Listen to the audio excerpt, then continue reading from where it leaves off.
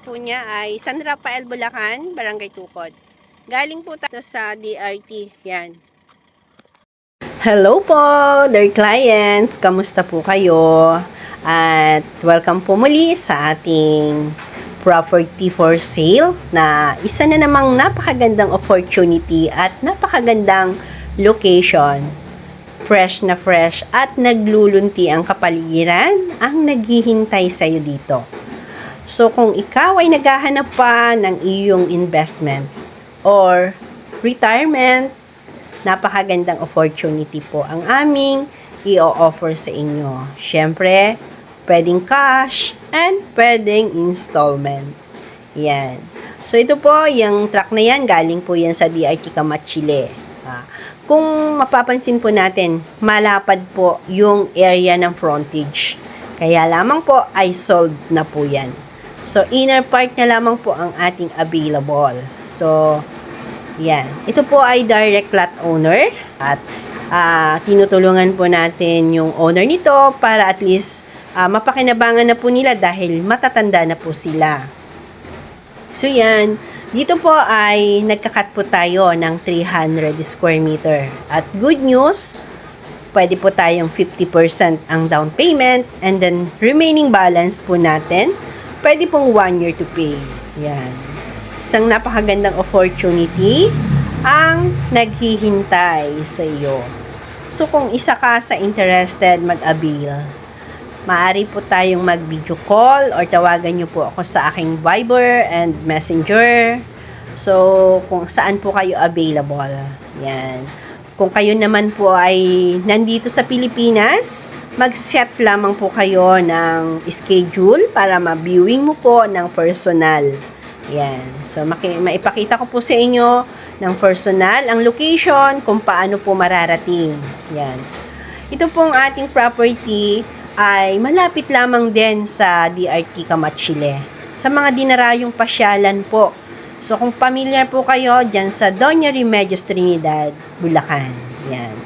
So, ito po, magdo-drone po tayo para at least matanaw po ninyo yung kapaligiran. Ayan. Ma-view po ninyo at yan nga po, mapapansin po natin na flat yung area niyan. Mataas po ang lugar nito. Mataas yung lupa niya. Yan. Meron din po tayong 3 meters na road papasok at yan. Papunta po kasi ito sa Casa Sinaida Resort, kaya po yan ay may access road. Yan. So, si may-ari ng ating resort ay isa rin po yan sa investor dito na mag-a-avail din siya. So, dito po mapapansin natin, meron na pong isang house. Yan. At isa rin po yung OFW. At syempre, nag-aalaga rin po siya ng konting baboy sa kanyang backyard farm. Yan. So, kung ang gusto mo ay magtanim at ganitong kapaligiran ang hinahanap mo, hindi ka na mahihirapan kung paano mo mararating, pasok ang iyong sasakyan. So, ano pang hinihintay mo? Huwag mo nang palagpasin yung pagkakataon at napakagandang opportunity. Yan.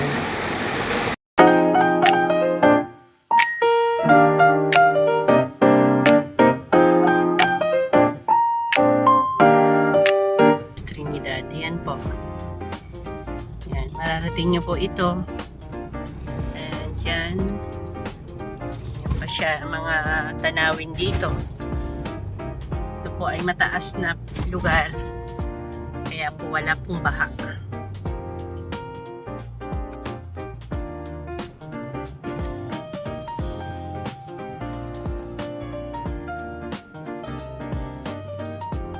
Mga nilalanabig niya na kasada.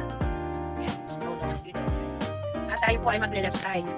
Kasi, yan ay diretso pa. Wala sa palengke ng Camachile. Ito po, the left side na po tayo sa gilid po ng elementary. Ayan.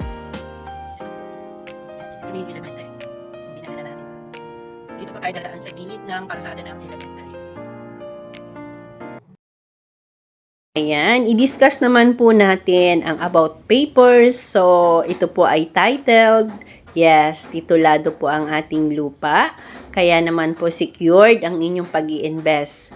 At na-certified din po natin sa Registry of Deeds na tayo ay nakakuha ng Certified True Copy of Title na handle natin ngayon. Ang amilyar updated din po ng 2026 at ang ating seller ay present. Sila po ay mag-asawa at ito po ay sinasubdivide natin ng 300 ang minimum cut. Yan, 300 square meter po ang ating lahat ng cut dito. Pagaman meron tayo sa part na frontage na 265, yon. So ito po, may 3 meters na rin pong papasok na cemented road na rin. So ito ay kung interested po kayo sa ating property, 2.5 po ang per square meter natin. At payag po ang ating seller na 50% ang down payment. So, 1 year to pay po ang ating remaining balance. So, yan, kung 350 square meter po, ang total price niya ay 750,000. So, if 50% pang ida-down or more, pwedeng-pwede po yan. So, 375 naman po ang ating kaukulang ida-down payment para tayo po ay makapag-proceed sa contract to sell. At dito nga po, meron pong bahay na 1,000 square meter po ang kanyang na-avail dyan sa kabilang lote. So, yan po, nag-aalaga rin po ng backyard na farming din siya dahil may konting inaalaga ang baboy. So, sa mga mahilig at gusto ng tanim-tanim at may libangan na konting mag-alaga ng hayop, pwedeng-pwede po. Yan. Napaka-fresh na fresh po ng ating lugar. Nakikita naman po natin na green ang kapaligiran. So, kung gusto mo ng relaxing at tahimik na lugar, hindi po kayo magkakamali ng investment dito. So, malapit nga po ito sa DRT Camachile or sa mga pasyalan tulad ng Mama Pia Church na isa sa dinarayo dito sa DRT at ang Mount Brigino po. Pwede nyo po. At ganun din po ang Caribbean Resort at Mama Pia Shrine. Yan. Isa po sa mga dinarayo dito sa DRT or Doña Remedios Trinidad. Siguradong mag-i-enjoy kayo dahil maraming pasyalan. At malapit lamang sa iyong investment lot. At yun nga po, as pumapayag naman na po ang ating seller na 1 year to pay. So, habang nag-installment po kayo, ay nagpa-process naman kami ng aming mga kinakailangan para sa ating mga client. Like po ng ating pagpapa-approve plan dahil meron po siyang 6 to 1 year ang pagpapa-approve plan, yun po ay estimated. So, less than 1 year ang ating approved plan ay lalabas na. So, yan. Sa mga interested, mag-message na po kayo kung kayo po ay isang OFW or nandito po kayo sa Pilipinas. Mag-set po tayo ng tripping para makita nyo po ang ating location at ganun din po ang ating papers at kung gusto nyo pong ma-meet ang ating seller. So yan, good luck po sa mga mag-a-avail at i-grab nyo na po dahil isang napakagandang opportunity dahil napakaganda ng location. Yan.